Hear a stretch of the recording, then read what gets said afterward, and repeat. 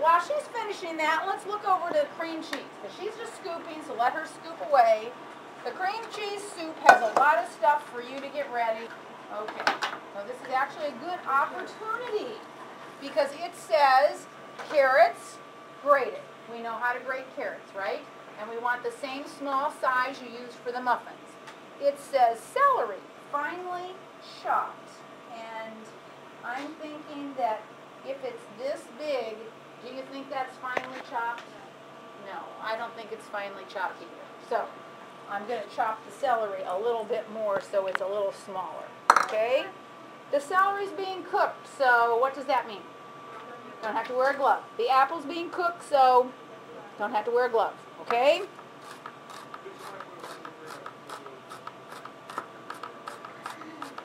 I would get your celery kind of little and then do a little mincing action on it. So you want this to be finely chopped, which is going to be close to mince. Okay, you all got that written down there? It says finely chopped. Okay, then it says we have a tablespoon of minced onion, and this does look okay. And you're going to put all this in a pan. You can use a smaller pan than this for this part. Okay, you need this size pan for the soup, but you can use a smaller one for this part, because I don't know that I got enough of these bigger pans. Oh, well, the good news is, for those of you returning next year, the school board approved the budget for the new kitchens. So they will be built. Isn't that a good thing? I think it's a really good thing. Okay, so before you get to this stage, you should have a lot of stuff ready. I don't want anybody starting to cook until you have everything ready for the soup recipe. So you've got to cut up the onions, the carrots, the celery. You have to measure out. Your margarine is getting weighed. Your flour is in tablespoons. You should have a cup of milk in your measuring cup that can go in the microwave. And write this down. It takes 1 minute to heat up a cup of milk in the microwave. The other kitchen when the cafe is open. There's 2 more microwaves in the back. So there's 3 microwaves in this room to heat stuff up in. And it also says you need 1 cup of warm chicken broth. Now, did you bring, here it is. So where do we get very hot water? You know where to get that, right? Okay. But it doesn't look like chicken broth to me. Does it look like chicken broth to you? No. So we're going to make it into chicken broth by adding chicken base. Okay? And so you're going to need to write this down. You're going to need 3/4 of a teaspoon of chicken base. That means you have to use a 1/2 teaspoon and a 1/4 teaspoon. Okay? You need 3/4 of a teaspoon. And you level it off just like you would any other dry ingredient. Okay? 3/4 of a teaspoon, which is a 1/2 and a 1/4.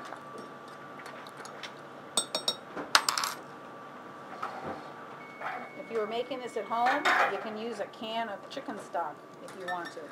Or you could use a bouillon cube to make your cup, however you would do it. Because some of you might practice this at home before the final. Because this soup is on the final. I know that for a fact. That stove, you should have all of these ingredients ready, okay? You should have everything ready. That's part of getting ready to cook, is having everything ready. Don't go put the vegetables on and then go get the cheese, okay?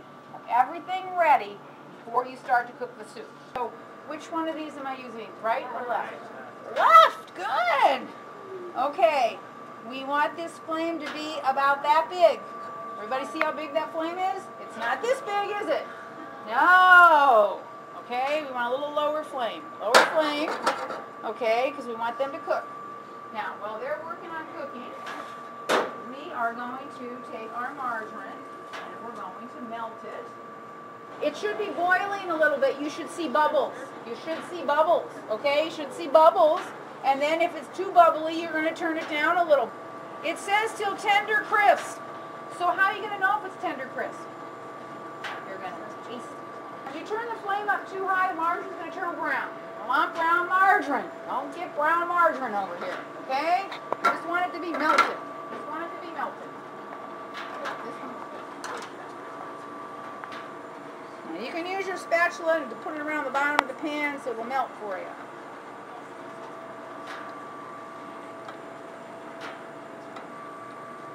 Okie dokie. Now you're going to take, what does it say on there? What does it say to do? Because it really tells you what to do. The margarine is melted and it's pretty dang specific. What's it say? Does it say to turn off the burner? Yeah. Turn off the burner, okay? Turn off the burner. Turn off the burner. We all got that? Margarine's melted, turn off the burner. Take the flour, add it to it. You don't want this to be lumpy, so that's why you're turning off the burner, okay? You're going to mix in your flour. Then after the flour's all mixed in, then what does it say, Gibson?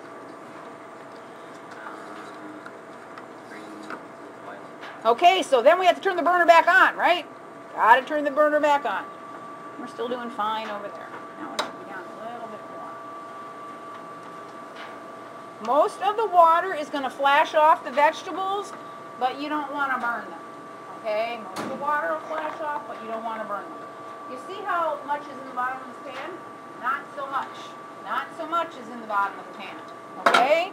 So this is going to be your roux. We're going to turn the burner back on. Not that high. We're going to turn it down.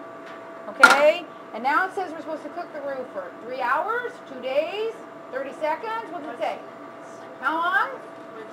1 to 2 minutes. So I'm going to go with you guys 2 minutes. After it starts to boil, you make sure you cook it for 2 minutes. Okay? Because if you don't know the look you're supposed to have, it won't get cooked enough, and then it won't thicken your soup. Okay? Now, interestingly enough, I've cooked a roux once before. So, I probably would know by looking at it if it was okay. But you're going to use the clock to be your helper. Okay? The clock to be your helper. And with that amount of flame, we're just now starting to boil. For it's 2 minutes, and your pans are right next to you, so you can see both of them, right? Your pans are right next to you, so you can see that this one's still bubbling and not dried out yet. And this one is cooking away. And as it cooks, it will quit looking like margarine and it will get a little thicker. And notice that you got more than 12 muffins, right? More than 12 muffins? At least she got more than 12 muffins. Okay, it is really bubbling up a storm here. And it's been about 1.5 minutes. I'm just going to let it keep going. It's getting thicker. You see how it's getting thicker? It's kind of thicker. It kind of like drops thicker. Okay, it's got to get to that point where it's thicker. You're cooking the flour. If you haven't cooked the flour, it's not going to thicken your soup, okay? I know that might not be the most appetizing thing, but the soup is delicious, okay? Okay, so it's thickening, we got it nice and thick. And now what does it say to do, Casey? What am I going to do? Turn off the burner! Okay. So we're going to add the chicken broth. Is that the only thing we're adding right now? For now, it's the only thing we're adding. So you need to either use a squirt or a whip and make sure that this chicken broth is all dissolved. We're going to turn the burner on again with just the broth in here, right? Is that what we're going to do? No. Help me. What are we going to do? Add to the roux, mix well. Oh, got to add the warm milk. Okay. There should be no lumps. There should be no lumps when you add the milk. You should have gotten all the lumps out before you added the milk, okay? And then we're going to turn the burner on this high. No, how high are we going to do it? Oh, look, Mrs. Johnson, we have, oh, there we go. Okay, about that high, okay? And now we're waiting for it to do what? What's it going to do? Thicken, okay. How many of you love celery? A little too crispy. I think it needs to cook a little longer. We'll put that in there so we'll know it's dirty. You need to taste the celery. The celery is the one you need to be sure it's not too crispy, okay? Now, if you notice, it took a little longer to get these muffins ready for the oven. It'll take a little longer to get this soup done and some of the other things you've done, okay? So our recipes are getting a little harder as we go. Yes? Okay. But did you notice we're building on the same skills we had before? Okay. And you got the bowls right for the muffins, right? 4 big bowls and 2 egg bowls. So everybody got that part right. Well, you needed 1 for the apple, 1 for the topping, 1 for the liquid, 1 for the dry. That was 4 big bowls, and 2 little bowls for the egg, right? Yes? For the egg when they set it up for me. You only need 1 for the egg. You only have 1 egg. Sorry. Not quite done. Not quite done. this doesn't think it's done for me to taste it, because if it sits on the pilot light for 25 minutes while we're waiting for the muffin people to be done, do you think it's going to taste the same as when you thought it was done? No, your veggies will get overcooked, it might get too thick, okay, so I need to see it when you think it's done so that I can put the grade for it. Good, everybody got that? Okay. And it has to come back up to a boil. But you don't want to have the flame too high, because then you might burn the bottom of the pan. Burning is not good. Burning is not good, okay? The final, at the end of this semester, you get 2 hours to cook. Is that right? They get 2 hours to cook? I think they only get 2 hours to cook. You get 2 hours to cook. You make a muffin, a soup, and a salad in the 2 hours, okay? You have to do all those things in 2 hours. But it's all recipes you've seen before, and you can practice them over the holidays at home so you can figure out how to make it work. Obviously, you don't have to do any dishes while you're cooking, okay? And believe me, it's pretty dang exciting to have a dish angel coming to pick up your dishes, okay? And if you need your measuring cups right back, you have to tell them. I need my measuring cups back, quick. Okay, let me check this celery stuff again. A lot of celery. Oh, very nice, very nice. Okay. So we're going to turn off those in the back, okay, and they're just going to sit there until we're ready for it. Short time or a long time recipe? Long time. Long time. But you have to have everything ready, because if you ran away to go do your dishes now, I wouldn't be happy, would I? No. No. Don't leave your pot if you have the burners on, okay? Because we should have saved that pot from last year that was completely ruined. We're getting a little thicker. We're getting a little thicker. There. Okay, it should boil. It should boil for you, and as it boils, it will thicken. Your tasting spoon, it should cover your tasting spoon, and it should drip off, but it should hold. Do you see how it's holding? And when it was watery, it wouldn't have hold. It would have all dripped off. Okay, so it should do that, and I can taste it, and I can say the flour, but it should be coating the spoon. It shouldn't be all falling back in. Okay, does everybody understand that? If you have milk or you had the chicken broth, it would just all fall back in. And it should coat the spoon, and you can see that it is thicker. Can you see that it is thicker? Kind of like cream soup. Isn't that what we're making? Burner again, right? Turn off the cheese and keep stirring until it melts.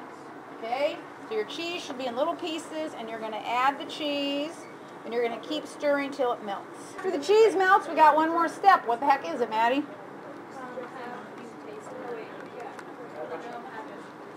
Add the vegetables. So don't turn the flame on, okay? The cheese will melt just with the hotness of the soup.